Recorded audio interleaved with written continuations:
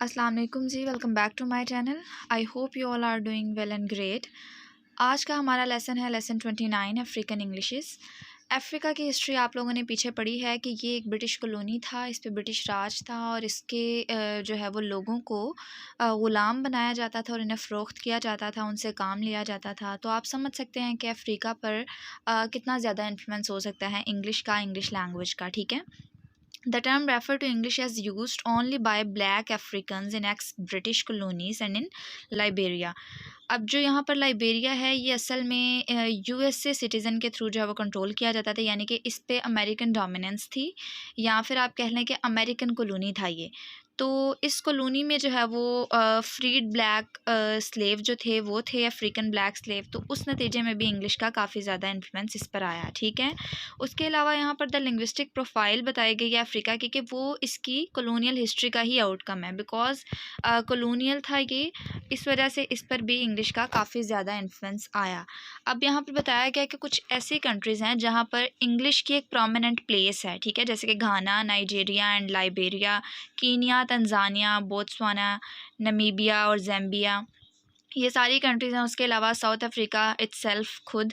उसके अलावा स्टेटस और यूज़ देखें, the range and depth differ from context to context. Like अगर कोई स्मॉल एरिया है या फिर स्मॉल नंबर ऑफ़ पीपल जो हैं वो यूज़ करते हैं इसको ऑफिशियल लैंग्वेज के तौर पर, जैसे कि अगर पाकिस्तान की बात की जाए तो वहाँ पर इंग्लिश का कोई बहुत ही ज़्यादा वाइड स्टेटस नहीं है। कुछ लोग ही यूज़ करते हैं, मोस्टली लोग इसे ऑफिशियल लैंग्वेज के तौर पर ही यूज़ करते हैं। इसी तरह कुछ कंट्रीज़ ऐसी हैं जहाँ पर इसका काफ़ी वाइड स्टेटस है। लाइक आप लाइबेरिया, ज़िम्बाब्वे और साउथ अफ्रीका की एग्जांपल ले लें तो उसमें क्या है कि लार्ज नंबर ऑफ़ पॉपुलेशन जो है वो इंग्लिश को का इस्तेमाल करती है और इसकी काफ़ी ज़्यादा वाइड स्टेटस है। ठीक है।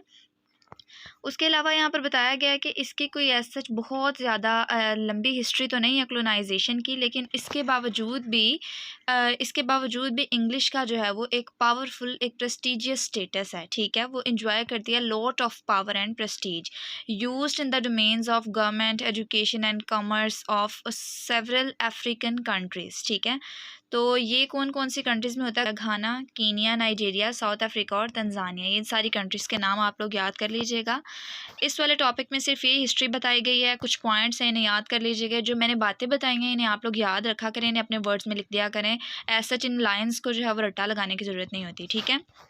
उसके अलावा हम अपना टॉपिक 170 देख लेते हैं। अफ्रीका में जो इंग्लिश बोली जाती है ना, उसकी कुछ प्रॉपर्टीज़ हैं अफ्रीकन लैंग्वेज के साथ जो मुख्तलिफ ममालिक में बोली जाती हैं।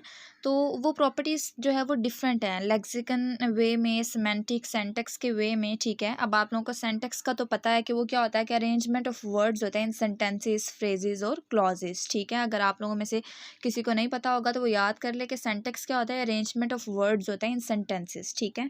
अब यहाँ पर ओमिशन ऑफ आर्टिकल्स आ जाता है। अब यहाँ बताया गया कि अफ्रीकन लोग जो हैं वो क्या करते हैं कि वो ज़्यादातर आर्टिकल्स जो होते हैं उसको ख़त्म ही कर देते हैं, लाइक आर्टिकल्स का ज़्यादातर इस्तेमाल नहीं करते। ठीक है। अब यहाँ पर बताया गया कि African languages lack a comparable syntactic category. ये आप लोग पढ़ लीजिएगा, मैं आप लोग को एग्जांपल से बताती हूँ कि जैसे यहाँ पर लिखा है let strong team be organised. अब ये सेंटेंस तो ऐसे है ना कि let a strong team be organised, तो इसमें इन्होंने क्या किया, आ जो है वो लगाया ही नहीं। उसके अलावा यहाँ पर एक और एग्जाम्पल है गेव मी टफ टाइम, तो हम यूँ यूज़ करते हैं he gave me a tough time. Standard English में भी he gave me a tough time होता है। तो ये क्या करते हैं, इन्होंने ओमिशन ऑफ आर्टिकल्स का रूल फॉलो किया हुआ है, ये ज़्यादातर आर्टिकल्स का यूज़ नहीं करते। उसके अलावा यहाँ पर generic use of noun and pronoun है।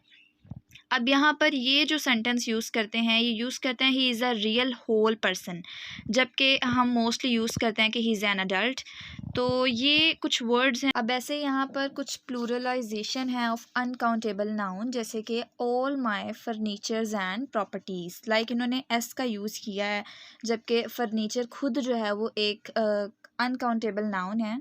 तो ये क्या करते हैं कि ये एस का बिला वजह से इस्तेमाल कर देते हैं, जबकि एस लगता नहीं है। मोस्टली ऐसा नहीं है कि इनका एजुकेशन नहीं होगी इनके पास या फिर उसकी कमी हो सकती है, ये इनके कुछ ऐसे फीचर्स हैं जिनमें मोस्टली क्या है कि उसमें एस लगता है साथ। ठीक है। इसी तरह हमारे पास यहाँ पर रिडंडेंट इंसर्शन ऑफ प्रोनाउन आ जाता है।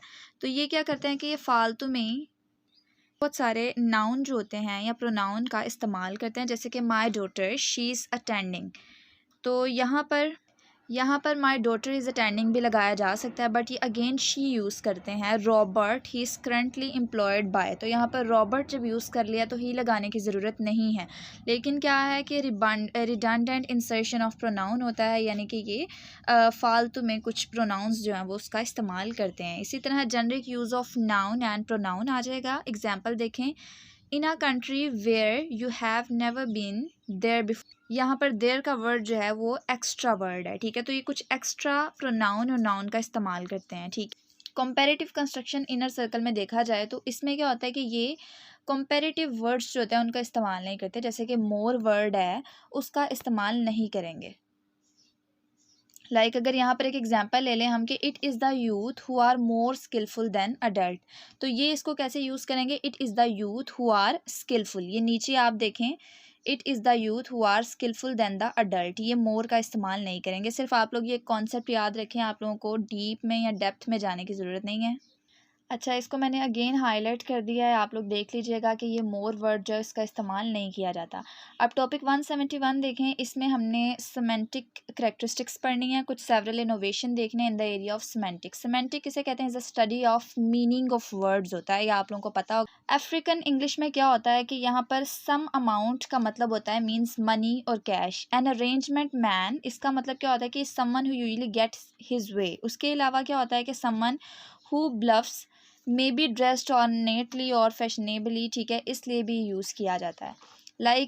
सम अमाउंट है तो इसको वो मनी और कैश के हिसाब से लेते हैं, ठीक है। तो ये आप लोगों को पता होना चाहिए। उसके अलावा सिमेंटिक शिफ्ट देखें, सिमेंटिक शिफ्ट में क्या होता है कि इसमें मीनिंग जो होता है वो थोड़ा सा चेंज हो जाता है। इनमें क्या होता है कि मशीन जो है उसको वो सोइंग मशीन ही कहेंगे। मिनरल्स है तो उसका मतलब सॉफ्ट ड्रिंक ही होगा, ठीक है। गेस्टेड है तो it means to have a guest, ठीक है। उसके अलावा कॉइनेज का कॉन्सेप्ट देखें, कॉइनेज का क्या मतलब होता है कि invention of new words, when you create a new word. जैसे कि यहाँ पर है facing a lot of hard cap, तो हार्ड कैप हार्डशिप भी लगता है, लेकिन हार्ड कैप क्या है कि एक न्यू वर्ड है। इसी तरह कोइनेबल है तो इसका मतलब है नो मनी, ठीक है। कंपाउंडिंग देखें, कंपाउंडिंग में मैंने अगेन हाईलाइट किया है। कंपाउंडिंग देखें, इसमें क्या है कि दीज बिन टू बॉयज़, तो इस सेंटेंसेस को इसका जो असल मतलब होता है उसका मतलब होता है कि those who have travelled abroad specifically to Britain और अमेरिका, ठीक है। तो ये इसमें कुछ वर्ड्स जो हैं उनकी चेंजिंग होती है, उनकी कंपाउंडिंग की गई है। इसको भी एग्जाम्पल्स के तौर पर आप लोग याद रख लें। ऐसे रिवर्स कंपाउंडिंग में क्या होगा कि हम यूज़ करते हैं ब्रेड नाइफ़, या स्टैंडर्ड इंग्लिश या जनरल इंग्लिश में देखा जाए तो ब्रेड नाइफ़ यूज़ किया जाता है, जबकि यहाँ पर ये रिवर्स कर देते हैं और इसको नाइफ़ ब्रेड यूज़ करते हैं। इसी तरह बेड शीट है तो इसको शीट बेड यूज़ करेंगे, ठीक है। ऐसे ही ये कुछ पॉइंट्स हैं, जस्ट ये एग्जांपल्स एक दो हैं, इनको आप लोगों ने याद कर लेना है, इसको याद रखें बस एज अ कॉन्सेप्ट। तो हमारे पास टॉपिक 172 आ जाता है, ब्लैक साउथ अफ्रीकन इंग्लिश। ये थोड़ी हिस्ट्री इसे पढ़ना पड़ेगा। Knowledge of English as a second language has increased twice as rapidly as knowledge of Afrikaans. Afrikaans जो हैं इसका क्या मतलब है, ये लैंग्वेज थी कुछ लोकल पीपल की साउथ अफ्रीका के, ठीक है। According to 1991 census approximately 45% of the South African population have a speaking knowledge of English, यानी कि उनके पास इंग्लिश की नॉलेज थी, जो कि 45% लोग थे, ठीक है, 1991 के सेंसस के अकॉर्डिंग, ठीक है। इंग्लिश वहाँ पर यूज़ की जा रही थी as a second language. English is one option in a wide ranging repertoire of languages, यानी कि बहुत सारी लैंग्वेजेस थी तो उनमें इंग्लिश एक ऑप्शन था, ठीक है। उसके अलावा एजुकेशनल कॉन्टेक्स्ट में बताया गया है कि क्या था कि इंग्लिश सिखाई तो जा रही थी, लेकिन कुछ ऐसी टीचर्स थे जो कि एबिलिटी जिनमें नहीं थी इंग्लिश सिखाने की, वो इंग्लिश सिखाते थे, जिसके नतीजे में क्या होता था कि अच्छे से इंग्लिश लर्न नहीं कर पाते थे लोग। इन अप्रोप्रिएट टेक्स्ट और मटेरियल था। उसके अलावा मीडिया में अगर देखा जाए तो कोड स्विचिंग बहुत ज़्यादा थी। इसके अलावा ये कुछ और पॉइंट्स थे, मोस्टली बस आप लोग याद रख सकते हैं, मीडिया में कोड स्विचिंग था, ठीक है। उसके अलावा टॉपिक 173 में हमारे पास अफ्रीकन अमेरिकन वर्नैक्युलर इंग्लिश आ जाएगा। कुछ ऐसे अफ्रीकन्स जो कि फ़रोख्त किए गए थे अमेरिका को, या फिर उन्हें ग़ुलाम बनाकर अमेरिका में भेजा गया था, वो बहुत ज़्यादा लोग थे। तो उन लोगों की जो लैंग्वेज थी उसको अफ्रीकन अमेरिकन वर्नैक्युलर इंग्लिश कहते हैं। अब यहाँ पर कुछ हिस्ट्री बताई गई है कि between 1500 and 1860 at least 12 billion Africans were forcibly taken to the America, यानी कि उन्हें अमेरिका लेकर जाया गया और उसके बाद क्या किया गया कि वो उन्हें फोर्सिबली जो है वो लैंग्वेज का यूज़ करना पड़ा। नतीजे में क्या हुआ था कि उन्होंने मोस्ट डिफरेंट करियोल्स बनाए थे और करियोल्स के थ्रू जो है वो एक दूसरे के साथ कम्युनिकेशन करते थे। ओरिजिनली कैप्चर्ड इन अफ्रीका वार, क्या होता था कि वार के दौरान या जंग के दौरान जो अमेरिका के साथ होती थी उसके दौरान वो बहुत सारे लोग कब्जा उन पर कर लेते थे, उन्हें पकड़ लेते थे और उन्हें अपने मुल्क में जो है वो कैदी बना लेते थे and transported in the Atlantic slave trade. उस नतीजे में क्या होता था कि डिफरेंट कंट्रीज़ को जो है वो फ़रोख्त करते थे, उनसे काम लिया जाता था। बहुत सारी जैसे राइस और तंबाकू है, इन क्रॉप्स में उनसे काम करवाया जाता था। अब यहाँ पर दो थ्योरीज, सबस्ट्रेटिस्ट हाइपोथेसिस आ जाएगा और करियोलिस्टिक हाइपोथेसिस आ जाएगा, ठीक है। ये दोनों थ्योरीज में यही बताया गया है कि फोर्सफुली उन्हें जो है वो यूज़ करना पड़ती थी, लैंग्वेज में कम्युनिकेशन करना पड़ती थी, तो इस नतीजे में क्या होता था कि डिफरेंट करियोल्स बना लिए थे। करियोलिस्टिक हाइपोथेसिस में देखे based on similarities of features and process of development between African American vernacular English and creoles, तो उस लिहाज से वो जैसे कि जमाइकन करियोल आ जाएगा।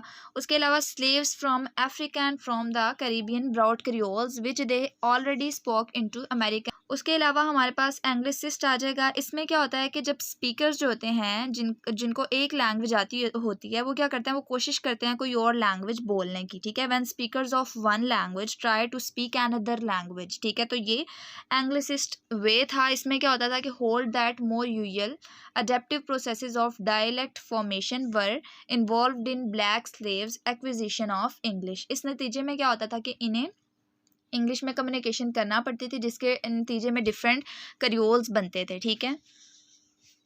अब यहाँ हमारे पास टॉपिक 174 है, इसमें हम फीचर्स पढ़ लेते हैं, फोनोलॉजिकल फीचर्स पढ़ेंगे। फोनोलॉजिकल फीचर्स में क्या था कि यहाँ पर the third person singular verb morpheme जो था ये is absent from 80 to 95% of its possible occurrence, ठीक है।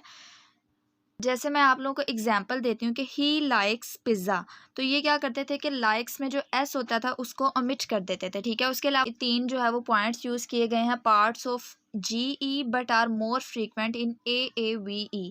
GE जो है वो यहाँ पर जनरल इंग्लिश को शो कर रहा है और AAVE जो है वो अफ्रीकन अमेरिकन वर्नाकुलर इंग्लिश को शो कर रहा है, ठीक है। ये तीन पॉइंट्स हैं, हम इन तीनों की एग्जांपल्स पढ़ते हैं। पहले फर्स्ट पॉइंट देखें कि part of general English but are more frequent in American African vernacular English. तो इसमें क्या होता था कि हैंड वर्ड जो है वो यूज़ किया जाता था, तो अफ्रीकन अमेरिकन वर्नाकुलर इंग्लिश में क्या होता था कि वो हैंड यूज़ करते थे और जो लास्ट वर्ड होता था उसको डिलीट ही कर देते थे, ठीक है। उसके अलावा अबाउट है तो वो बाउट यूज़ करेंगे, ठीक है। उसके अलावा नेक्स्ट पॉइंट में क्या है कि deletion of one of two identical syllables, like mostly जो है वो ये वर्ड यूज़ किया जाता था मिसिसिपी, तो ये मिसिपी यूज़ करते थे और एक जो इसका सिलेबल्स होता था या फिर आइडेंटिकल सिलेबल्स जो होते थे उनमें से कुछ ख़त्म कर देते थे, ठीक है।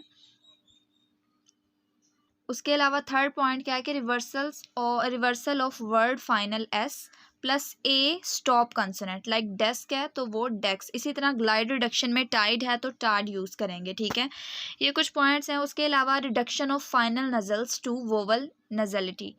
अब यहाँ पर क्या है कि मैन है तो माँ यूज़ करेंगे, फाइव है तो फाई यूज़ करेंगे, फाइन है तो फाई, ये जो दो वर्ड्स हैं इनकी सेम हो जाती थी प्रोनाउंसिएशन, ठीक है। और फाइनल कंसोनेंट जो था वो इसको लॉस ही कर देते थे, reduction of final nasal to vowel nasal, ठीक है। इसी तरह टॉपिक 175 में मोर्फो सिंटैक्टिक फीचर्स हैं। यहाँ पर हमारे पास फिनिट वर्ब और इनफिनिट नॉन फिनिट वर्ब का जिक्र आया है। ये दो तरह के वर्ब्स होते हैं। फिनिट वर्ब क्या होते हैं जिसमें टेंस, पर्सन और नंबर को शो किया जाता है, ठीक है। और नॉन फिनिट वर्ब क्या होता है जिसमें इन सबको शो नहीं किया जाता, ठीक है।